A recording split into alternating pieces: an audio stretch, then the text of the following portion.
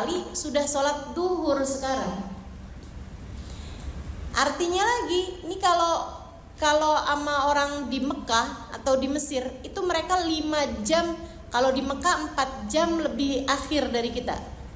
Sekarang kita jam 11, mereka jam 7 pagi. Yang di Mesir mereka jam 5 pagi. Begitu kan? Jam 5 pagi baru sholat subuh, teman-teman.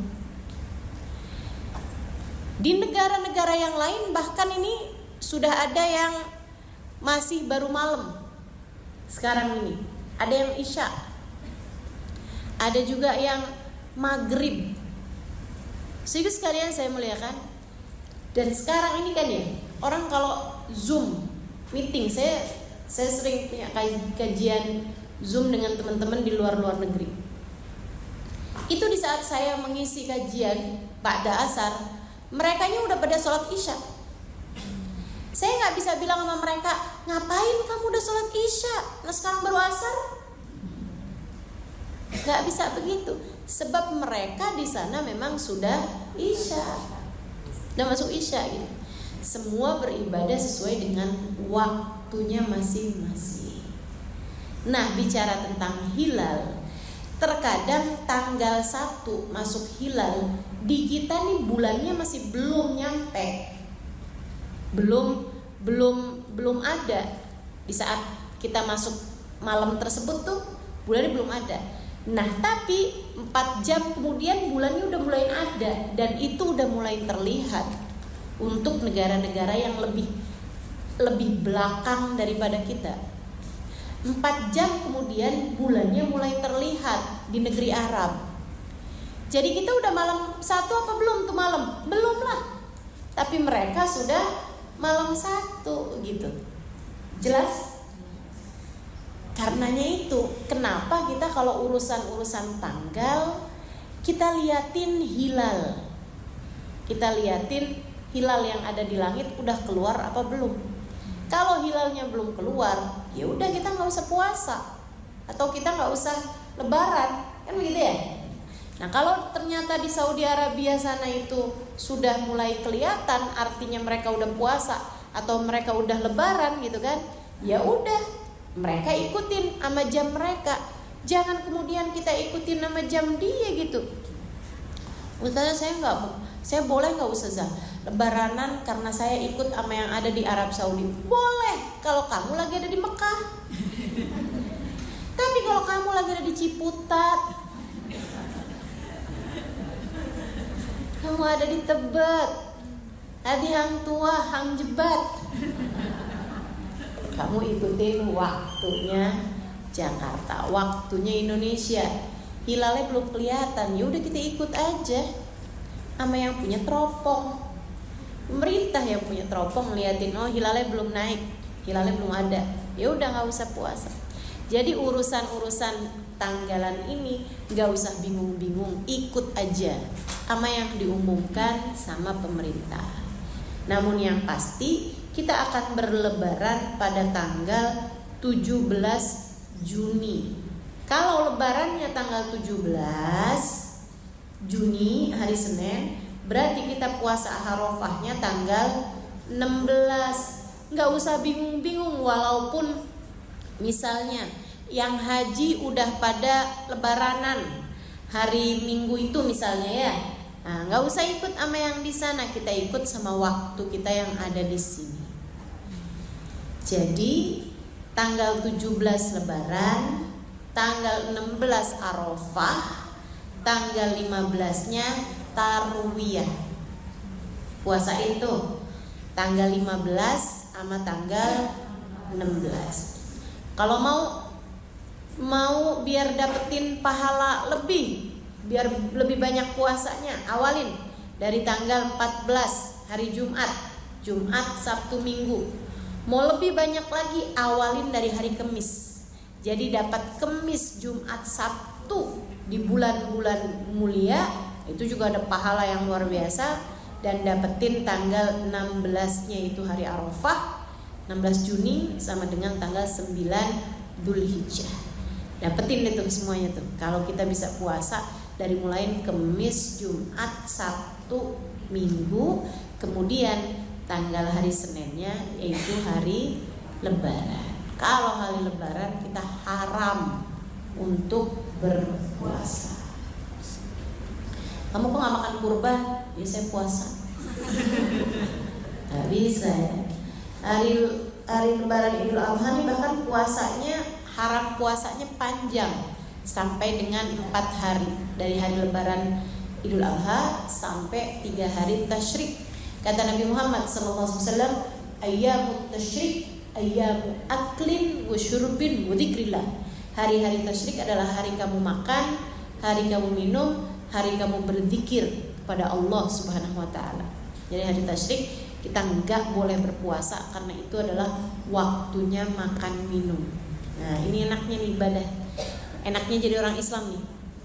Kita puasa berpahala karena mengikuti sunnah Nabi Muhammad, menjalankan taat pada Allah Subhanahu wa taala. Lapar berpahala.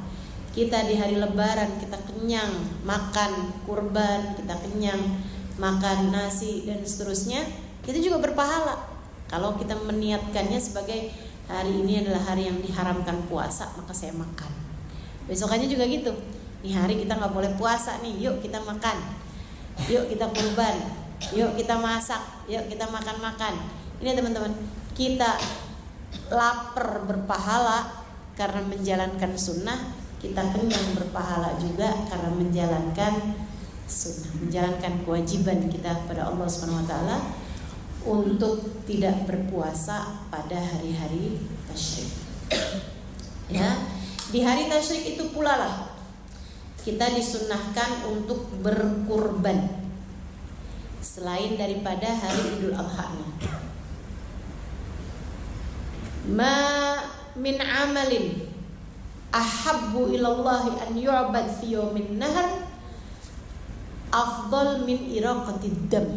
Kata Nabi Muhammad SAW, tidak ada perbuatan yang lebih Allah sukai untuk dilakukan seorang hamba pada hari raya Idul Adha lebih daripada mengalirkan darah kurban. Kurban apa Ustazah? Unta. Kita kagak ada unta Ustazah kecuali di kebun binatang. Oke, jangan ngambil unta di kebun binatang ya. Kurban sapi. Sapi ini bisa untuk 7 orang dewasa.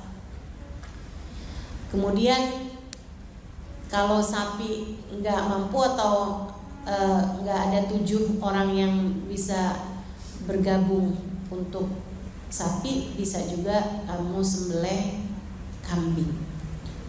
Ayam boleh nggak ayam? Ayam enggak ya, nggak masuk ayam.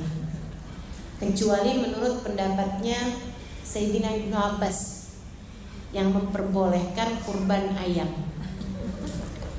Sayyidina Ibnu Abbas memperbolehkan kurban ayam berdasarkan hadis yang mengatakan bahwa Nabi Muhammad nanya sama para sahabatnya. Ini nanti akan saya sampaikan dengan jelas ini ya, biar nggak salah paham. Atau Ustaz Halimah boleh kurban ayam? Nah, ini bahaya nih. Bahaya. Saya takut tar besok-besok masjid selain ada kambing ada ayam juga. Ini kenapa nih ada ayam banyak di sini nih? Minta tolong dipotongin. Mau kurban ayam. Kata Ustaz Halimah boleh. Ini kan jadi fitnah ya itu ya. Dengarkan dengan baik. Sayyidina Ibnu Abbas menyampaikan, boleh dirujuk di kitab I'anatul Talibin bab udhiyah. Beliau mengatakan bahwasanya diperkenankan kurban ayam. Berdasarkan dengan hadis satu waktu Nabi Muhammad SAW di hari Idul Adha bertanya kepada para sahabatnya, kamu udah kurban? Udah Rasul unta. Kamu udah Rasul kambing. Tanyain tuh sahabat-sahabat itu udah pernah kurban. Sampailah kepada Sayyidina Bilal, kamu Bilal udah Rasul ayam. Nabi Muhammad tersenyum. Nabi Muhammad ketawa gitu. Dari situ Sayyidina Ibnu Abbas bilang, oh berarti ayam boleh tuh. Gitu. Tapi para sahabat melihatnya Nabi itu senyumnya tuh senyum kayak yang iya udah deh buat Bilal, nggak apa-apa deh gitu. Senyum-senyum maklum itu loh. Yang artinya tuh kalau buat orang lain ya nggak boleh gitu. Buat Bilal aja tuh boleh. Nah kan kita juga ada nih di antara kita yang kayak Bilal, yang memiliki keterbatasan secara finansial. Artinya kalau kamu masih bisa kambing, kenapa ayam? Gitu kan? Nah, tapi kalau kamu misalnya, aduh nungguin bisa beli kambing nih kapan tahu ya. Ya udahlah sekarang sanggupnya beli ayam, beli aja. Niat kurban atau sekurangnya niat belajar kurban. Tapi jangan dipotong di masjid. Cukup di dapur rumahmu aja. Tadi ya, biar nggak jadi fitnah, biar nggak jadi pertanyaan orang-orang gitu. Dan juga saran saya, kalau kamu kurbannya itu kurban ayam, kamu mau bagi-bagi ke tetangga, masak aja. Dimasak dulu jadi opor, baru mau bagiin tetangga. Sebab kalau enggak tetangganya bingung, daging apaan ini ya? Saya kok kurban dikasihnya apaan ini, daging apa ini putih-putih gini. Nah itu juga bisa jadi fitnah. Jadinya silahkan dimasak, dibagikan dalam keadaan matang.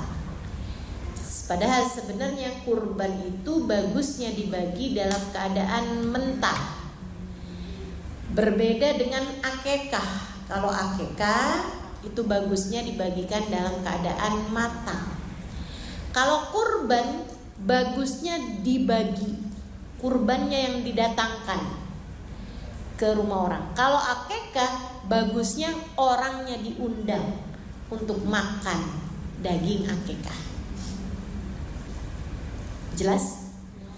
Kalau akekah bagusnya dibagi dalam keadaan matang, dimasak agak manis agar anak tersebut tumbuh dengan akhlak yang manis, senyum yang manis, ibadah yang manis, gitu ya, dengan kehidupan yang manis. Insya, jangan kemanisan ntar diabetes.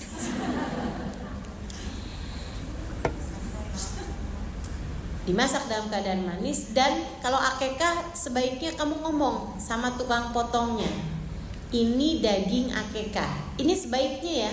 Kalau saya sampaikan sebaiknya tuh nggak wajib.